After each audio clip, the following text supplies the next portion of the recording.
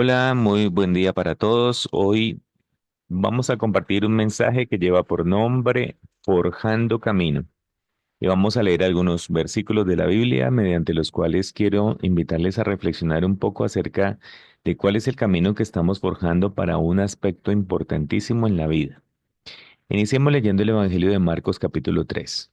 Nos dice la Biblia que se agolpó de nuevo la gente, de modo que ellos ni aún podían comer pan. Cuando lo oyeron los suyos, vinieron para prenderle porque decían, está fuera de sí. Pero los escribas que habían venido de Jerusalén decían que tenía a Beelzebú y que por el príncipe de los demonios echaba fuera demonios. Tres grupos de personas en este versículo. Encontramos aquí la multitud, ¿cierto? Que de alguna manera, cuando el grupo de curiosos o de personas que se van acercando aumenta, aún el detalle de que ni siquiera tenían privacidad para consumir alimentos es importante considerarlo. Ojo porque la multitud está unida en torno a un motivo. Quieren estar seguramente cerca del Señor o conocerle o escucharle. Alguna motivación pueden tener. El segundo grupo son los familiares de Jesús, que muy particular el detalle que consideraron la posibilidad de unirse para prender a Jesús, para poder, digamos, llevarlo a su casa porque consideraban que estaba fuera de sí, había perdido la razón. El tercer grupo, los escribas, personas dedicadas a transcribir la ley del Señor, a explicarla a las nuevas generaciones, pero aquí hay un detalle importante que ellos estaban considerando en Jesucristo una posesión demoníaca. Un detalle interesante para evaluar, dado que en el estudio de ellos y al momento de ellos transcribir, digamos, todo el contenido de la ley de Dios, seguramente una doctrina como las posesiones demoníacas es poco probable que formara parte de su formación académica. Aquí entonces resaltamos el hecho de cómo la multitud se une para estar cerca del Señor y cómo la familia de Jesús se unen para buscarlo porque consideran que está fuera de sí. Nos vamos a concentrar un poquito en este momento en la actitud de la familia y posteriormente hablaremos en relación con los escribas. Hay un asunto y es que todos estamos llamados a dejar huella en la vida, tanto en lo personal como en lo familiar. Pero aquí miremos el tema de la presencia de las multitudes. El hecho que haya mucha gente en torno a un motivo específico no necesariamente refleja convicciones de fe profundas. La historia demuestra que los grandes grupos, las grandes multitudes, generalmente se ven filtradas por las circunstancias que determinan la profundidad de la fe en todos los que están involucrados en esa multitud. Pero dentro de esa multitud nos dice el detalle que los familiares estaban considerando que Jesucristo había perdido el juicio. Vamos mirando con detenimiento el aspecto mediante el cual la motivación de los familiares de Jesucristo los llevan a unirse para buscarlo, y es la opinión que tienen con relación a sus percepciones de la vida. Y la pregunta sería para nosotros. ¿Cómo afrontamos esas diferencias, esas perspectivas que al interior de nuestras familias muchas veces no coinciden con las nuestras? ¿Qué tan capaces nos sentimos de convivir incluso con las percepciones que cada persona de nuestra familia nos puede incluso confrontar, nos puede contrastar con muchas cosas, aún las nuevas generaciones? ¿Cómo nosotros realmente estamos dispuestos a tener un proceso de conciliación de puntos de vista diferentes en torno a cualquiera sea el tema que usted pueda, digamos, considerarlo hoy? Si continuamos la lectura, en Marcos 3 nos dice que en detalle cuál era la relación, digamos, que llevó a esta familia a buscar a Jesús. Dice que después vinieron sus hermanos y su madre y quedándose afuera enviaron a llamarle. Es muy importante resaltar el hecho que se quedaron afuera, es decir, casi como evidente, no formamos parte de esto, o sea, estamos es con el deseo de llevarte a nuestra casa porque creemos que estás mal. Y la gente que estaba sentada alrededor de él le dijo, tu madre y tus hermanos estaban afuera y te buscan. Y él le respondió diciendo, ¿quién es mi madre y mis hermanos? Y mirando a los que estaban sentados alrededor de él, dijo, he aquí mi madre y mis hermanos, porque todo aquel que hace la voluntad de Dios, ese es mi hermano y mi hermana y mi madre. Esto es muy importante considerarlo nosotros el día de hoy. Su familia se queda afuera, evidencia que no quieren formar parte de lo que Jesucristo en ese momento estaba viviendo. Es muy curioso porque sabemos que la madre de Jesús en determinado momento dijo, he aquí la esclava del Señor, hágase en mí conforme a tu palabra. Es evidencia que ella conoce a ese momento a profundidad las profecías y todo el contenido de cómo el Señor había prometido que llegaría un Mesías, que habría un Salvador que nacería en la forma como nació. Y si en ese momento había tal certeza de que ella conocía esto a tal punto que dice, he aquí la esclava del Señor. ¿Qué ocurrió años después que junto con los hermanos de Jesús fueron a buscarlo porque consideraban que estaba fuera de sí? Hay algo muy llamativo. Entonces, aquí es donde Jesucristo plantea la diferencia de un nivel de unidad que se conecta prácticamente con aquello que es lo que Dios dice que es su voluntad. Y este es un detalle interesante para que lo consideremos porque luego vamos a hablar de los escribas y vamos a hablar de cuál fue la confrontación que Jesucristo manejó en torno a este tema. La unidad es un camino que podemos transitar. ¿Por qué? Porque muchas veces nos consideramos unidos al poder tener puntos de vista, digamos, en los cuales haya afinidad con otras personas. Pero ese instante de la vida cuando creemos tener la razón en algún punto de vista, ¿qué hacemos? ¿Hasta dónde estamos dispuestos a llegar para mantener ese punto de vista? ¿Cuál es la idea que nos hace transitar un camino de insistir, de persistir con un punto de vista y con qué propósito? Porque Jesucristo, por ejemplo, dice, he aquí mi madre y mis hermanos, los que oyen y hacen la voluntad del Señor. ¿Estaba entonces Jesús descalificando a su familia? ¿Estaba diciéndoles que realmente ya no son? Estaba invitando a las futuras generaciones a de pronto desistir de tener un lazo con sus familias por el hecho de tener diferencias doctrinales o teológicas. Aquí encontramos a Jesucristo estableciendo un nivel de relación, pero este nivel de relación se define por la conexión con la voluntad de Dios. Es allí, casi que Jesucristo le está diciendo a su familia, ¿qué pasó? ¿Qué pasó? Si ustedes conocen la palabra, deberían saber hacia dónde apunta cada acción que estoy haciendo, que está en conexión con la palabra de Dios. Y esto a nosotros que de verdad, después de tanto tiempo, la palabra de Dios ya escrita, ya digamos, completamente contextualizada con cada uno de los acontecimientos históricos, y cuando miramos nuestras relaciones familiares, podríamos decir hoy que esas relaciones familiares están delimitadas por la voluntad de Dios. ¿O qué es lo que hace que mis relaciones familiares tengan peso en mi vida? ¿Qué hace? ¿Es la voluntad de Dios lo que me hace sentir miembro de la familia, lo que me hace valorar a mi familia, o cuáles son esos otros elementos para empezar a considerar que mi familia y yo estamos en un proceso de unidad? Como vimos al principio, los tres grupos de los cuales hablamos que fueron la multitud, la familia de Jesús, pero luego el otro grupo, los escribas, y ellos, personas encargadas de transcribir la ley del Señor.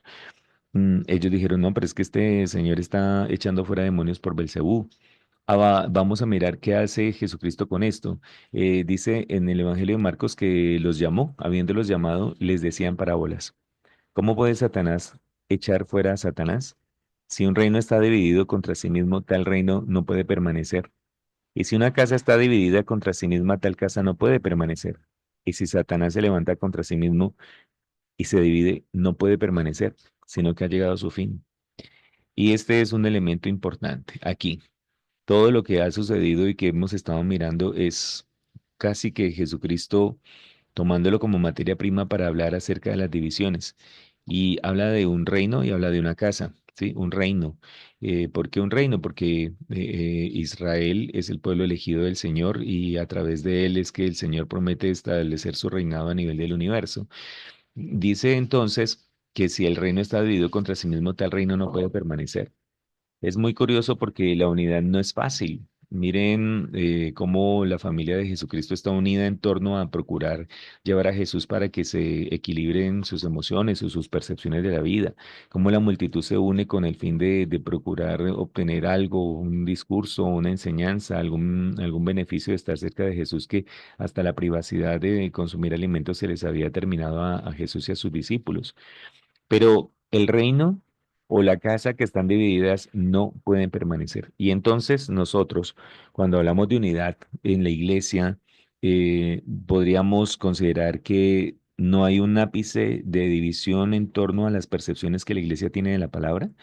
Y si hablamos de la familia, ¿cómo es que la familia permanece unida? Hay muchas familias que dicen, sí, somos muy unidos, sí, claro, pero ¿cuál es ese camino de unidad que se define? En un contexto de confrontación, por ejemplo, con los escribas del momento, Jesús habla del impacto de la división de un reino o en una casa, en ese contexto. Y es importante considerar que los grandes resultados no se darán en los ambientes cargados de división. Y aquí pues, podríamos nosotros ver los resultados o de nuestros proyectos o de nuestra familia con los años, ¿cuáles son? Si persisten los mismos resultados, ¿cuál es la razón? ¿Cuál es ese motivo por el cual ese mismo resultado permanece?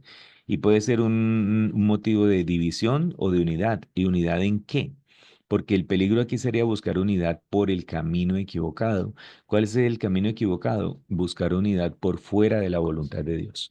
Entonces, ¿por qué Jesucristo habló como habló de la familia? Porque podríamos inferir que quería confrontar a su familia de haberse unido en un momento y con un motivo que estaba por fuera de la voluntad de Dios, no porque estuviera renegando de ellos como familia, sino porque al instante que la familia o mi corazón o el reino o la empresa o mis proyectos se unen de una manera claramente visible, pero esa unidad está por fuera de la voluntad de Dios, entonces allí ya la división está destinando este proyecto o esta familia o esta empresa al fracaso.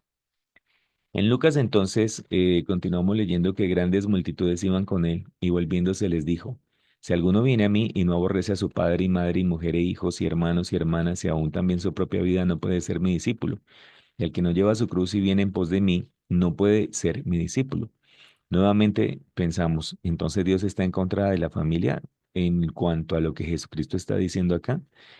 Es muy curioso porque nosotros necesitamos entender cuál es el camino que forjamos, porque si Dios de alguna manera estableció el camino de la conformación de la familia para que la tierra fuera poblada, siglos después nos estaría diciendo lo contrario. No es sencillo entonces mantener las prioridades en orden, porque aquí el tema no es rechazar la familia, sino organizar las prioridades. Si hablamos de unidad en todo lo que sea la unidad, pues nuestro camino en esta vida necesita tener unidad en el orden de prioridades. Si nuestras prioridades están centradas únicamente en lo terrenal, pues no habrá posibilidad de desarrollar una relación íntima con el Señor y ahí ya empieza la división, una división de mi corazón. Y si mi corazón está dividido, entonces no voy a pasar por la cruz. Cuando Cristo pasó por la cruz, se determinó la separación entre la vida y la muerte, una separación que dio victoria a la vida sobre la muerte. Entonces, nuestra decisión de tomar la cruz pone en evidencia el orden de nuestras prioridades. Ya no tenemos que tener un sacrificio como el de Jesús porque él ya lo cumplió, pero sí tomar la cruz es decir, hoy, ¿cuál es el paso que tú, amado Señor, quieres que yo dé? Y en ese orden, entonces mi corazón podría estar forjado en unidad con el Señor. Y si mi corazón se forja en unidad con el Señor, entonces viene la palabra de Dios a través de Timoteo a decirnos que si alguno no provee para los suyos y mayormente para los de su casa, ha negado la fe y es peor que un incrédulo. ¿Por qué traemos este versículo? Porque en muchas enseñanzas casi que se le está motivando a la gente a renegar de la familia o a renegar de la conformación de una familia y ser muy exitoso en unidad con sus proyectos y otras cosas, y son aspectos muy terrenales, pero se estará negando la fe, porque dice que si alguno no provee para los suyos y mayormente para los de su casa, ha negado la fe y es peor que uno incrédulo. Entonces, ¿hacia dónde estamos generando unidad? ¿Hacia los aspectos terrenales o hacia los aspectos trascendentales del Señor? Porque desde el Antiguo Testamento encontramos a Dios hablándole a su pueblo en Deuteronomio de la siguiente manera. Circuncidad pues el prepucio de vuestro corazón y no endurezcáis más vuestra cerviz. El tema no es de asuntos religiosos, comportamientos ceremoniosos ni siquiera de información, de transcribir una información, como el caso del ministerio tan importante de los escribas, porque a la fecha ellos transcriben la palabra del Señor y es algo que de verdad es muy importante, pero hacerlo con un corazón endurecido, entonces es así. No, dice el Señor allá en Deuteronomio, porque Jehová vuestro Dios es Dios de dioses y Señor de señores, Dios grande, poderoso y temible, que no hace acepción de personas ni toma cohecho, que hace justicia al huérfano y a la viuda, que ama también al extranjero dándole pan y vestido. Esto es algo muy lindo, porque en algunas oportunidades podemos llegar a tener unidad con todo el rechazo a cualquier persona que se considere extranjera, sin considerar que no sabemos en qué momento tengamos que ser extranjeros en alguna forma. Y dice que el Señor también les da pan y vestido. De ahí que el tema no es de lo que hacemos por fuera, de lo que escribimos, de lo que nosotros nos unimos para manifestar que tenemos razón, sino de qué es lo que hay en nuestro corazón, de cómo es que nosotros necesitamos de verdad no endurecer nuestra cerviz. Entonces dice el Señor, amaréis pues al extranjero, porque extranjeros fuisteis en la tierra de Egipto. A Jehová tu Dios temerás, a él solo servirás, a él seguirás y por su nombre jurarás. Él es el objeto de tu alabanza y él es tu Dios porque ha hecho contigo estas grandes cosas y terribles que tus ojos han visto. Lo que Dios quiere es que nunca olvidemos nosotros que Él es el Dios verdadero y que el camino de la unidad no tiene que ver con los asuntos terrenales, ni con preferencias, ni con puntos de vista temporales. Nuestro contenido interior permanece en unidad con nuestra forma de vivir y de cómo respondemos a la vida. Podemos decir que somos muy unidos con la familia, muy unidos con el Señor, muy unidos con la palabra, pero en la manera como nosotros vivimos, como respondemos a las crisis, es que se pone en evidencia hacia qué estamos unidos. Pero un detalle es la forma como tratamos a las personas, empezando por nosotros mismos, y como tratamos a los demás. Esto sí refleja aquello con lo que nos mantenemos unidos. Si de verdad cuidas tu salud corporal, si cuidas tus relaciones interpersonales, procurando que todos amemos y conozcamos al Señor, entonces seguramente estás unido de manera adecuada con el Señor. Quienes profesamos amor a Dios, entonces desarrollaremos un trato adecuado para toda persona alrededor. Si Dios no hace acepción de personas, nosotros porque sí. Entonces, hoy te invito para que oremos con qué te encuentras unidad, no, unido. Con el pensamiento de las grandes multitudes, con el pensamiento de tu familia, así sea muy tradicional y lo consideres muy adecuado, o con el pensamiento del Señor. Que Dios te bendiga.